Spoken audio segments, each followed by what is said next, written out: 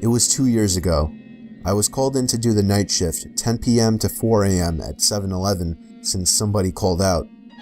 The store was located on a busy road in a rather quiet and rural area. During the night shift, you could expect anywhere from 10 to 20 people come in to buy a beer or something else. This one particular night, there was this one guy, mid-20s, that came in. He started making weird noises, like loud yelling noises. I assumed he had some kind of mental disability. In fact, my brother has a mental disability, so I immediately felt sympathy for the guy. He walked up to the counter without any items, with his head facing me, but his eyes were looking up at the ceiling. I felt uncomfortable. I honestly didn't know how to deal with it. I tried speaking with him, but he only responded in loud noises. I kept checking if he was with someone outside, but he was alone. There weren't any cars in the parking lot, so I assumed he walked. He stood there for so long, looking up at the ceiling and making noises, that I tried to get him out by handing him a bag of chips and telling him he can go. I tried finding some kind of number to call for someone to help him. Then, out of nowhere, he finally turned around and walked out of the store. I felt so horrible for the man, but at the same time, I felt a bit creeped out. About an hour later, the phone on the counter rang. I picked up to hear the familiar yelling sounds of the man from earlier. It caught me off guard. I didn't know what to think, other than this has to be some kind of prank.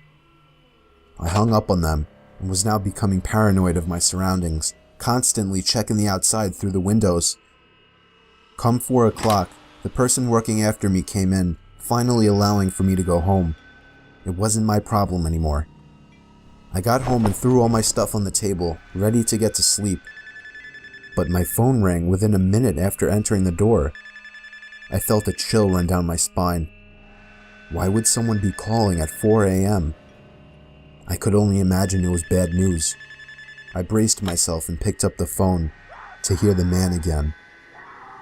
I felt sick to my stomach as I listened to the loud noises he made. I struggled to slam the phone to the receiver. All night I felt like I was being watched, even with all the blinds shut. And I could swear I heard strange noises coming from all over my house. I refused to get any sleep until the sun came up. Weeks passed and I had forgotten about the incident, until one day, when going into the basement for the first time in a while, I found that papers had been scattered all over the floor, and when I went into the basement closet, I found writing on the walls. 7-Eleven had been written in Sharpie on the wall, along with the address to the 7-Eleven I worked at and my house address. The most disturbing part, I also found various kitchen knives along with a large pocket knife sitting in the closet. What started out as seemingly just an innocent person turning into something of a prank ultimately turned into something much more horrifying. He had been living down there for God knows how long, and I'm just grateful that for whatever reason he changed his mind and left, because I haven't seen or heard from him since. All I can say is that man is dangerously ill.